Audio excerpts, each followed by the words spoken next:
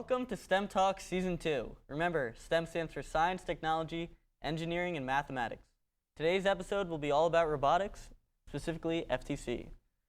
Today as a special guest, we got Julia Berry, a ref for the Northern region of New Jersey FTC.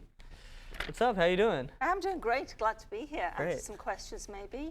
Of course. So just to start off, can you kind of tell us a little bit about what you do for FTC and how you got involved with them? So I got involved with FTC because I had children doing robotics. And actually, the first year we did robotics, all three of them were in high school at the same time. That's a lot of robotics. The team, very first season, so they didn't exist prior to this, very first season, they actually made it, they were New Jersey state champions, made it to super regionals. And in the present environment, that would not even exist. You'd go straight to the World Championship. Right. So I became involved because Vince, who is in charge of the New Jersey FTC, asked for volunteers from each team, and I said, I think I'll be a referee. So that's where it started, and now I'm a head referee for, as you said, the Northern region, the Northern League, and that's not your area. It's Bergen, Sussex, Passaic, and Warren, I think. All right. Just for the people that don't know what FTC is, can you kind of give a quick synopsis of what it entails and what it means to be in FTC? So FTC, there are a number of divisions within FIRST Robotics, and FTC is, I think it's the 12 to 18-year-old group. It's sort of one step down from the sort of, I don't know, elite group. FRC, Yes, FRC. And there's always a challenge every year. So you're designing a robot, but you're also designing a robot that is appropriate to the challenge that comes up every year. So we did the launch here this year. That was really exciting. And in that you get to see, okay, what is the challenge this year? What do I need to do with last year's robot? Or oh my gosh, this is my first season. How do I do this? Later in the episode, we will be seeing that challenge video, and we'll be going over kind of what it entails to build a robot this season and what you kind of need out of that robot. But just for now, since you are a ref, and I haven't really spoken to that many refs, what is your favorite thing about reffing for FTC and kind of being at all those competitions? Well, as a referee, you also get the role of robot inspector. So when the teams arrive to an event, you have to inspect the robot and make sure that you can check off all the things on the list, size, number of items, those sort of things. So you get this one-on-one interaction with the teams. And then when you come to the field, you're not there to be a meanie. You're there to sort of say, do you realize how close you were to getting a super amount of score? Do you realize where you messed up?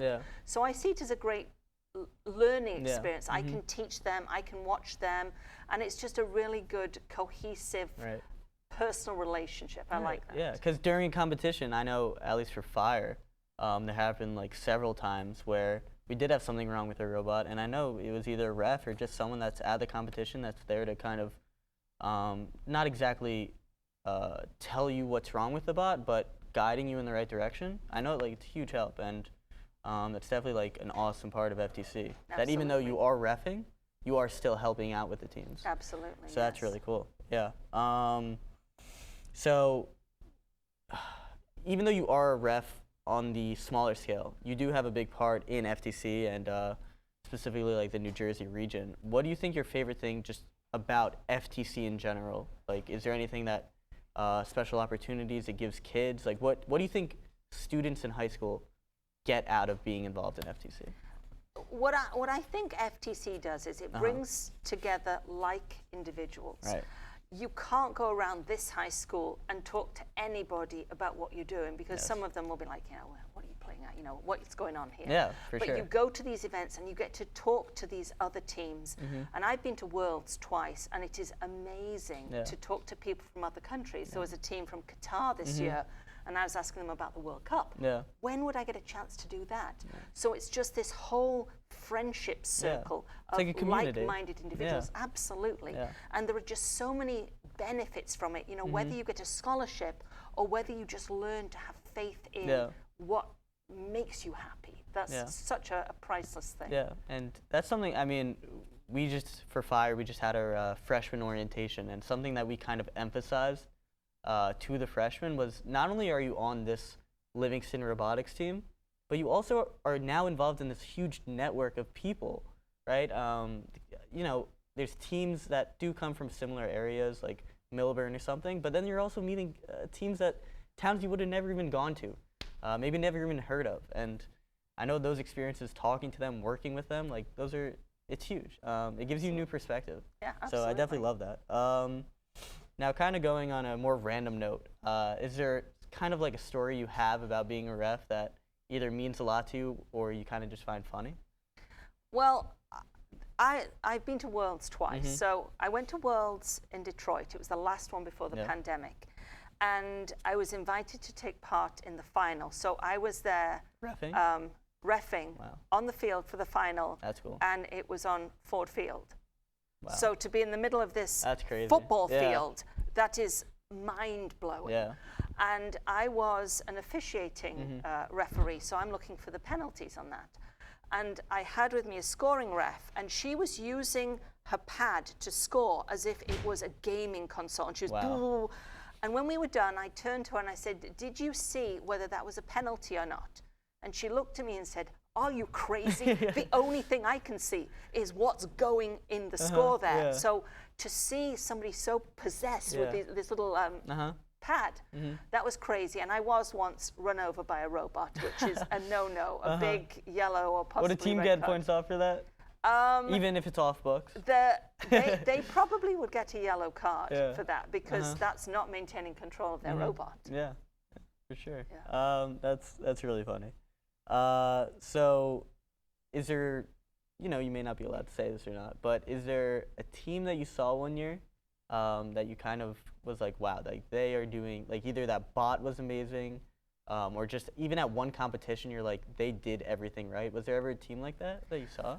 If I distort it slightly, there was a challenge that was a little before your time. Yeah. It was called Rescue. It was a crazy one to set up, and it had this little critter that went up a rope and everything. And you had to lift your robot off the ground, which is something we don't do often. Right. And everybody was wondering how to do it. And we were at an event, and this robot, it's almost like it happens a lot now, but the robot threw out the tape measure, and everybody went, "Oh my gosh, To just that's figure how out. you do it." Wow. Yeah, that's a neat design. I wish I would have been there. That would have been cool. All right. I think that's all the time we have right now to this interview, but later in the episode, we will be having a panel with other captains and Julia, of course. That was great insight. That was awesome conversation, and I'll see you in a couple of minutes. By Raytheon Technologies. A team consists of up to 2 driver operators, a human player, a coach, and a robot.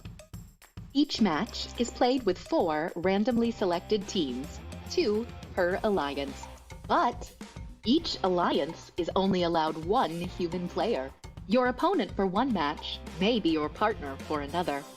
Robots must be built from materials specified in the game manual and fit within an 18-inch sizing tool, but may expand after the match begins. The game element is a 4-inch diameter by 5-inch tall plastic cone. There are 60 cones, 30 red and 30 blue. Teams may also use their custom-designed beacons in gameplay. The game is played on a 12-foot square playing field with a foam tile floor and 1-foot-high walls. Various sized junctions are placed across the field, including 9 ground junctions. In addition, there are 8 low, 4 medium, and 4 high junctions. These junctions are mounted on flexible springs and might not be perfectly vertical. Taped-off substations are centered on both sides. In each corner are taped-off terminals. In the front and back of the field are taped stripes to help robots find cone stacks. There are 4 signals placed on the field. 4 unique navigation images are positioned on the field wall. And outside of the field are the red and blue Alliance stations. Before each match, cones are stacked in the substation storage areas and inside the playing fields. Custom beacons are also placed in the substation storage areas. Teams place their robots on the field, touching the wall between the substations and terminals. Each team may preload one cone into their robot. The three-sided signal is then randomized. Each image references a specific parking target during match play. If a team designs their own signal sleeve, it can be used to gain additional points. The field and players are now ready. The match begins with a 30-second autonomous period.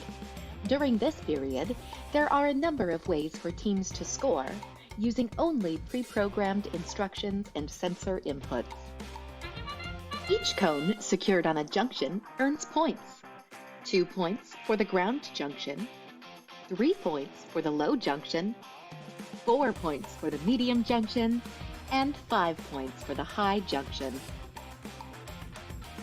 A robot parked in their Alliance substation or terminal earns 2 points. If a robot's sensors correctly read the randomized signal, it can park in the corresponding signal zone to earn 10 points. However, parking in the proper signal zone shown by a custom signal sleeve will earn 20 points. Following the autonomous period is the 2-minute driver-controlled period. During this period, human players may introduce new cones into the substations. Each cone that is placed in its matching color terminal earns 1 point. Securing cones in junctions earns the same points as during the autonomous period. 2 points for the ground junction, 3 points for the low, 4 points for medium, and 5 points for the high junction. The last 30 seconds of the driver-controlled period is the end game. Robots may continue scoring cones, but there are also ways to earn bonus points. Alliances earn points for owning a junction. This can be accomplished in 2 ways. An alliance owns the junction if their colored cone is scored on top. This earns an additional 3 points. The junction can also be owned by capping it with a beacon. This earns 10 additional points and prevents the opposing alliance from recapturing that junction. An alliance earns 20 points by completing a circuit. This is done by owning a continuous path of junctions from one terminal to the other. And if a robot is parked in either of their alliance terminals, it earns 2 points. All cones scored during the autonomous period count again if they remain in place at the end of the match. There are many ways to score in Power Play, but there are also rules that if not followed will deduct points from your alliance. For example, robots may not descore opposing alliance cones or beacons.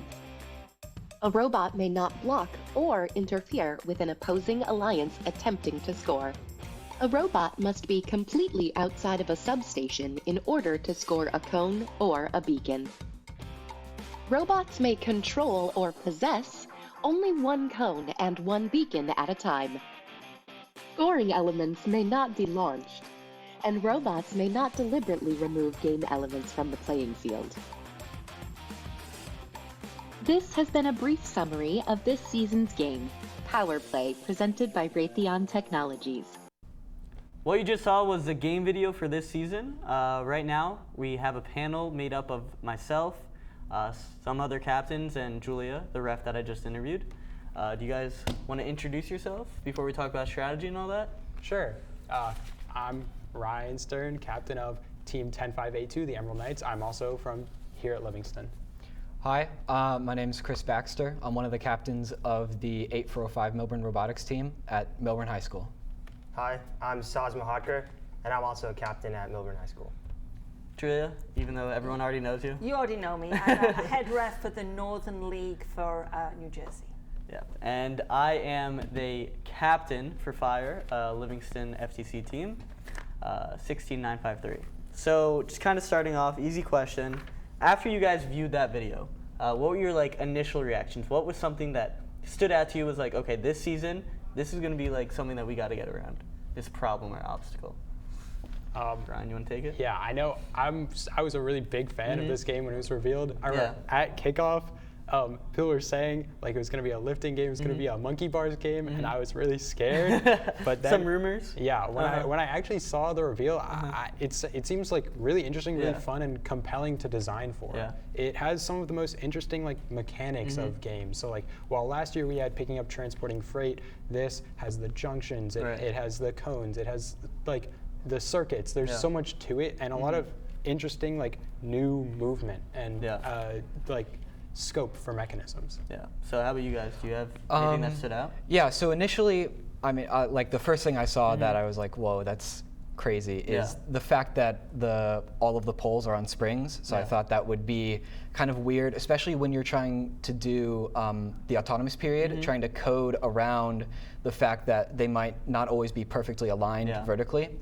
And then additionally, I was thinking like, this is gonna be a very driver-heavy game. It's gonna be very dependent on how the driver or drivers on your team control the bot, because you're gonna have to accumulate points across the whole game, not just grab one object and then win the whole game. Yeah, and I know Julie and I were actually talking about that right before the show, kind of how the bot should be more narrow this season, since driving is going to be such a huge, it's going to impact, I think, the past couple seasons, driving is going to be tremendously more important than it has ever been, since it is such a narrow avenue you have to go down. So that's definitely something, I know Fire really, not worried about that, but that was one of our first things. We got to be like, okay, this is something that we need to have a solution for right away before we start designing. Do you have anything to add, Saz? I mean, yeah. So we came from Vex AI, right, where everything is autonomous. So I was kind of looking at it from like that perspective. How could we like incorporate AI into this game? Yeah. So yeah, I was like, it was interesting to see and like think about and talk with my team about how we could like, perhaps like use AI and object detection to like align ourselves with the poles and different game elements. So did you guys find anything that did help with that? Do you have a solution? So yeah, we haven't implemented this yet, but what we plan to do is we plan to use our prior AI and object detection experience and to use that to like help ourselves like align with poles, stuff like that, so we can more easily put the cones on. Yeah, that's really neat. I think that's going to work great. Yeah, for sure. Julia, do you have any I don't know how much insight you could give into helping teams make a bot, but are there any designs that you think, that's going to work well? Well, size is definitely an issue because those poles are at the corners of the tiles, and the tiles are 24 inches square. So there's 24 inches.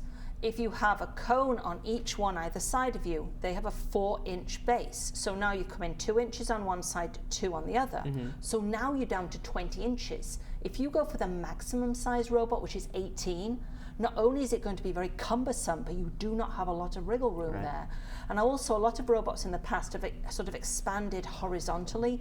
I don't think we want to expand horizontally, we want to move up. So I would look for a small sort of like quick type of robot that can go up, and that way you can actually go over the top of the poles. But I think teams also have to look at, there's not a lot of score difference between ground to low, to medium, to high. There's only a 1-point difference between them. But you have to decide, where do you want to put the emphasis? You can't put it all together at the you got to spread it out. Yeah, absolutely. For sure. I know just on the horizontal and vertical, Fire, day one, we were like, all right, we have a Schrafer chassis, which is kind of like a U-shape metal frame. And in seasons past, it's been pretty wide. And right out of the gate, we were like, all right, we got to narrow this. If we are using this for a chassis, it cannot be this wide. So I think Fire really emphasized that day one. Did Emerald Knights have anything like that? Yeah, like an epiphany? so we like knew like driving is going to be paramount this year. We have to make sure everything's accessible, easy for our drivers, and that's one of the main things we've been thinking about is how to minimize driver error. How can we make sure this is as easy for our drivers as possible, because they have so much to think about and so much precision that they need to account for. Yeah, did you guys have anything like that? Yeah, we were certainly looking at keeping the drive small.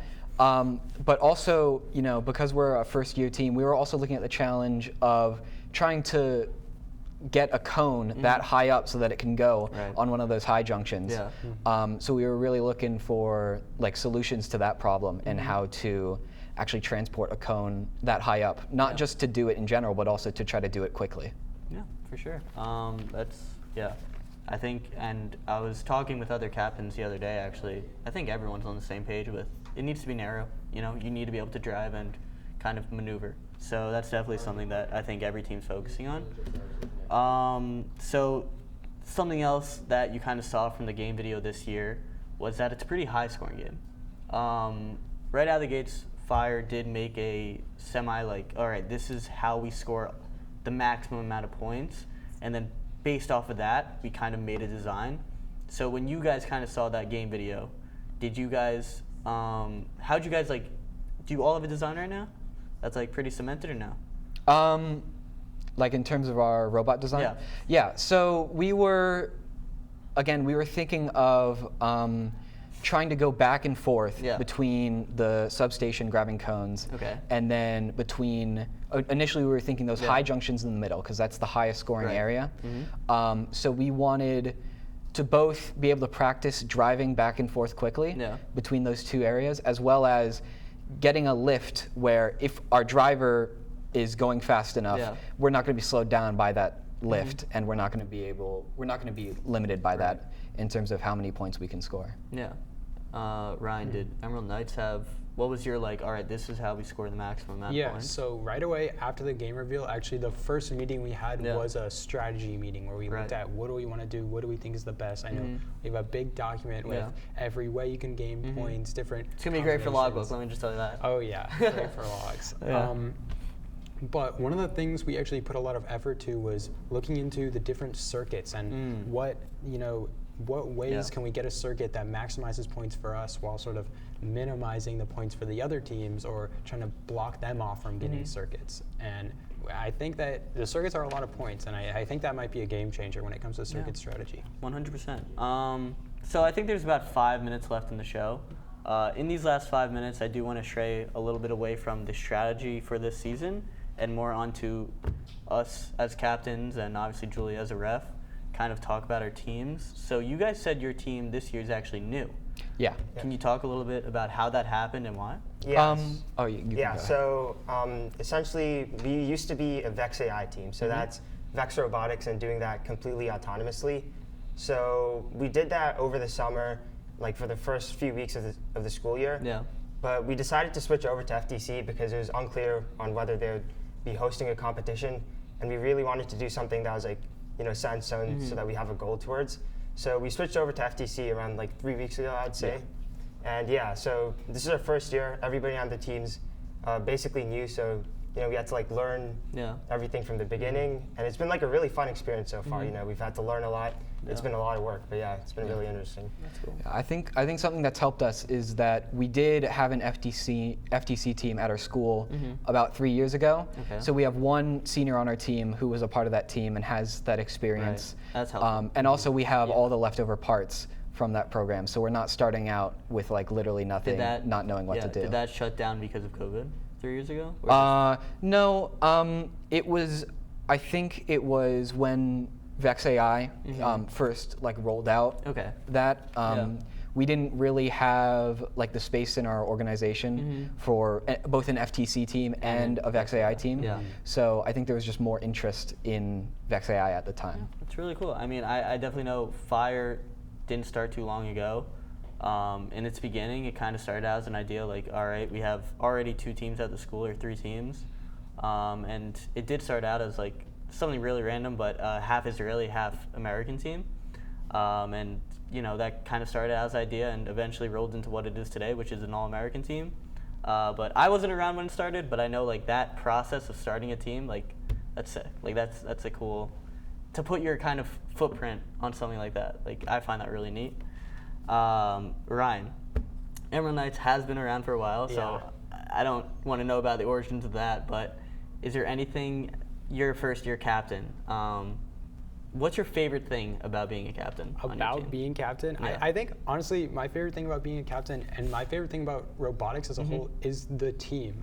more so than the robotics parts. We're a robotics team, but really the team aspect is the most important thing. And I think me and my co-captain, Olivia, the most important thing to us right now is that team environment, making sure everyone has fun, everyone can be friends, everyone enjoys robotics. And it's really fun getting to see like all the different members become friends, getting to see them grow as people. It's really rewarding, and it's one of my favorite parts.